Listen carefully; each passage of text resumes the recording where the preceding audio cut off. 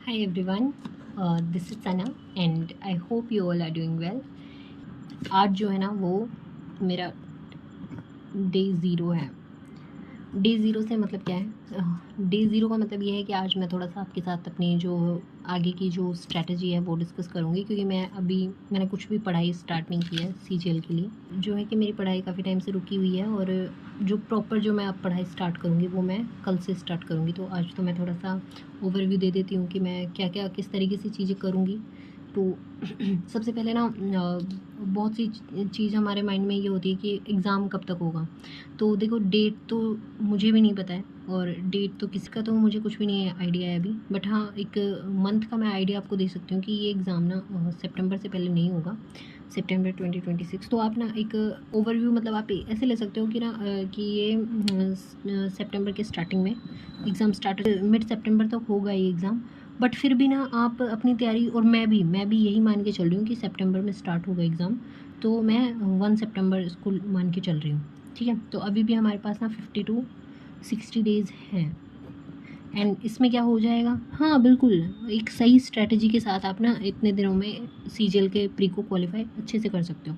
अब देखो, इसमें ना मैं प्रॉपर आपको कुछ ऐसा नहीं बताऊंगी कि आपका सिलेबस कंप्लीट नहीं हुआ है तो आप पहले अपना सिलेबस कंप्लीट करो। और ये देखो, आप अगर बिगनर हो ना तो मैं उसके लिए नहीं बता रही हूँ।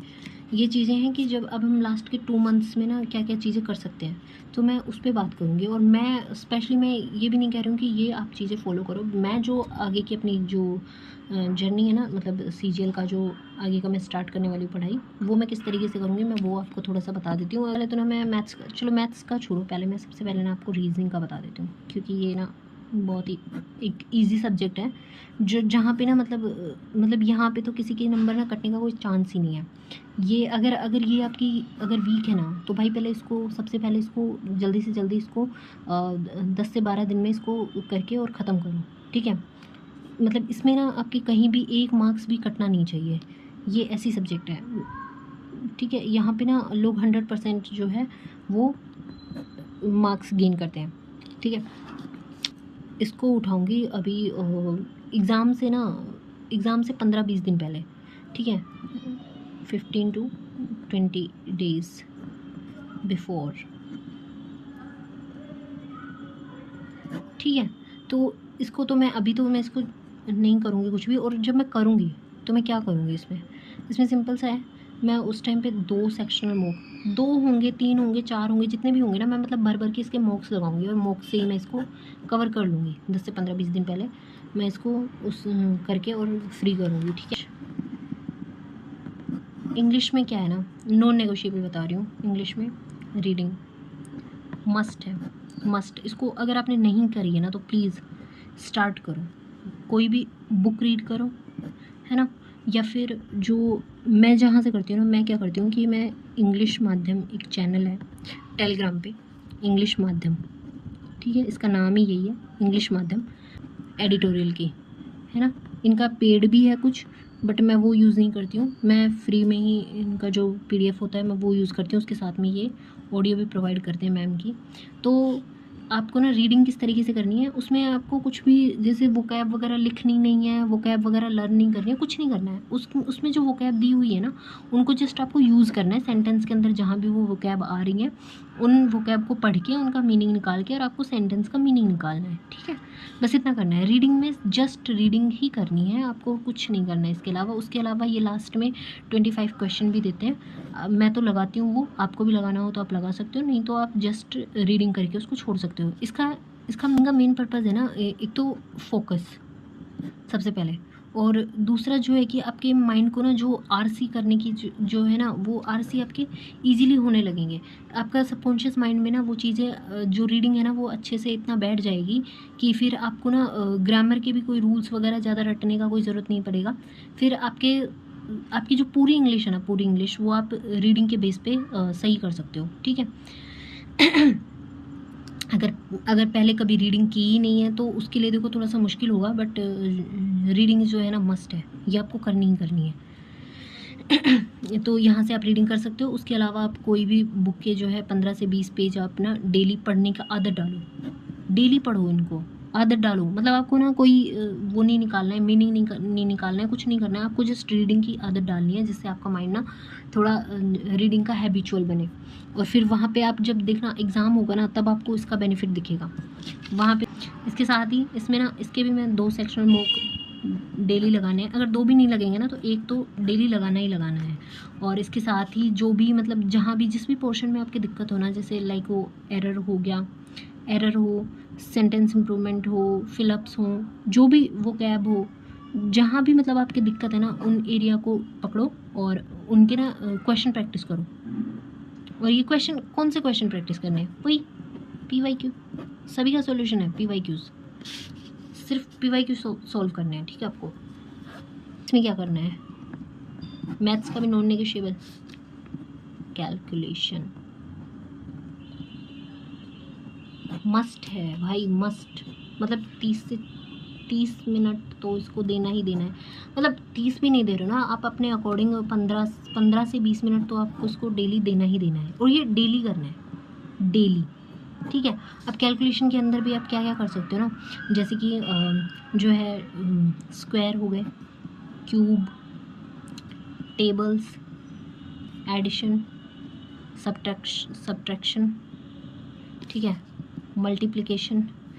देखो मैं तो क्या करती हूँ ना कि एक द रिपीटर्स ऑफिशियल करके एक चैनल है टेलीग्राम पे, उनका यूट्यूब चैनल भी है, बट मैं क्या करती हूँ ना कि इनका जो एक वो कैलकुलेशन की शीट ये देते हैं, उसी को मैं सॉल्व करती हूँ। तो मैं कैलकुलेशन वहाँ से करती हूँ। इसमें भी देखो मैं ना 4 सेक्शनल मूक लगाऊंगी, यहाँ पे मैं 2 नहीं लगाऊंगी क्योंकि मेरी मैथ्स थोड़ी सी वीक है और मुझे अच्छी करनी है इसको, क्योंकि अब टाइमिंग वाला खेल आ गया सारा। तो मैं 2 CHSL के और 2 CGL के, जो 2025 के जो हुए थे ना, उन्हीं को बार बार करूँगी और इनको ही रिपीट करूँगी मैं, ठीक है। इसके अलावा जो है ना मैथ्स में और मेरा क्या है कि जो भी मेरी वीक चैप्टर्स हैं ना, जो मेरे वीक चैप्टर्स हैं, मैं उनका वन शॉट उठाऊँगी और उनके क्वेश्चन प्रैक्टिस करूँगी, ठीक है। और ये मैं एक साथ नहीं करूँगी, मतलब बीच बीच में जैसे जैसे मुझे टाइम लगेगा मैं वैसे वैसे चैप्टर्स उठा के और इनको कंप्लीट करूँगी। अभी मैं सबसे पहले तो नंबर सिस्टम को करूँगी, क्योंकि ये वीक ही नहीं है, मेरे को आता ही नहीं है, इसमें मुझे बहुत ज़्यादा दिक्कत होती है। तो सबसे पहले मैं इसको करूँगी और वो मैं मैथ्स मीनिया के जो वन शॉट है मैं वहाँ से इसको करूँगी, ठीक है।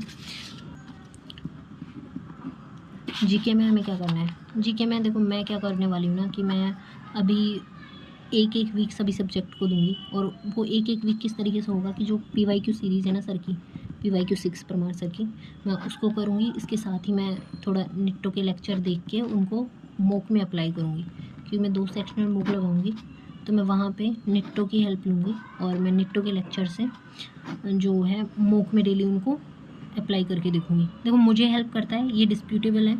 इसमें देखो मैं किसी को नहीं कह रही हूँ करना हो करो, नहीं करना हो मत करो।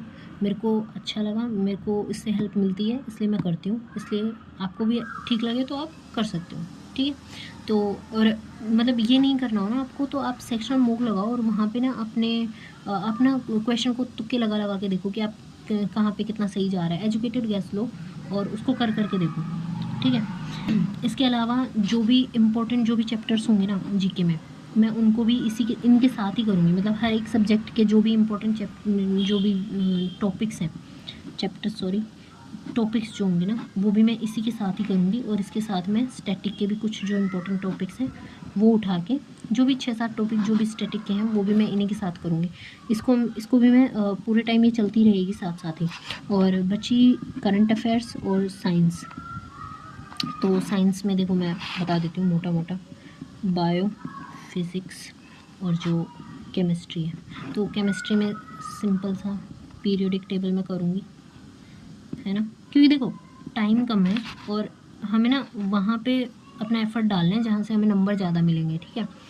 और ये फिज़िक्स है, फिज़िक्स में मैं जो है जो भी जितने भी लॉज हो गए और SI यूनिट्स हो गई और जो भी मतलब इम्पोर्टेंट जो चीज़ें होंगी ना थोड़ी बहुत मैं वो देखूँगी। और बायो के अंदर भी ऐसे ही जो ह्यूमन का जो चैप्टर है, जैसे डिजीज़ हो गए और जो टिश्यूज़ हो गए, है ना, सेल थोड़ा बहुत, तो ये चीज़ें मैं करूँगी। लेकिन ये चीज़ें ना मैं क्या है कि जब मेरी ये वाली जो मेजर जो सब्जेक्ट है ना, जैसे कि पॉलिटी, देन उसके बाद में इको, एंड देन ज्योग्राफी के कुछ इंपॉर्टेंट चैप्टर्स, एंड देन उसके बाद में हिस्ट्री, जब ये मेरा कंप्लीट हो जाएंगे ना, ये इसमें मुझे लग जाएंगे 30 से 35 दिन, मुझे इसमें इजीली लग जाएंगे, है ना। तो पहले मैं इनको कंप्लीट करूँगी और उसके साथ ही साथ मैं स्टैटिक को भी साथ ही साथ कंप्लीट करती हुई चलूँगी।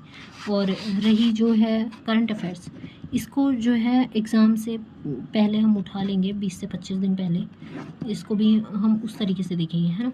और इसके लिए तो करवा ही देंगे, परमार सर करवा देंगे, कोई भी मतलब जहाँ से भी आप करंट अफेयर्स कर रहे हो तो वहाँ से कर सकते हो। मैं परमार सर से करती हूँ।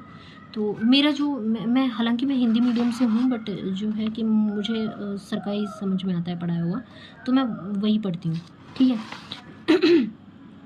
तो बस यही चीज़ें हैं और इसी तरीके से बस मैं करूँगी आगे। और जो भी होगा ना मैं डेली अपना, क्योंकि अभी देखो मेरी थोड़ी सी ना तबीयत भी ख़राब है, तो मुझे नहीं लगता है कि थोड़ा सा परफेक्ट जाएगा, बट जितना भी होगा मैं वो आपके साथ ना, जो रियल जो मैं पढ़ूँगी ना मैं वही शेयर करूँगी। जो मेरे जो भी मैं मॉक लगाऊँगी उसमें जो भी मेरे मार्क्स होंगे, किस तरीके से मैं उनको इम्प्रूव कर रही हूँ और किस तरीके से मैं पढ़ाई कर रही हूँ ना, मैं वही चीज़ें सारी आपके साथ में शेयर करूँगी, ठीक है।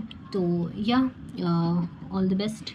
और अगर अभी तक भी आपने नहीं पढ़ाई की है ना, तो प्लीज़ अभी आप स्टार्ट कर दो। अभी अच्छा खासा टाइम है, 50 to 60 डेज़ हैं हमारे पास में, तो इसमें ना अच्छे से हो जाएगा।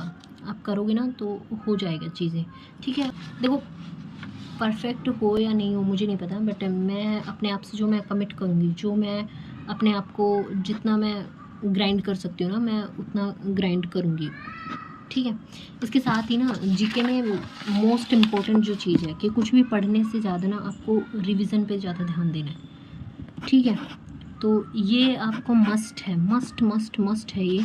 तो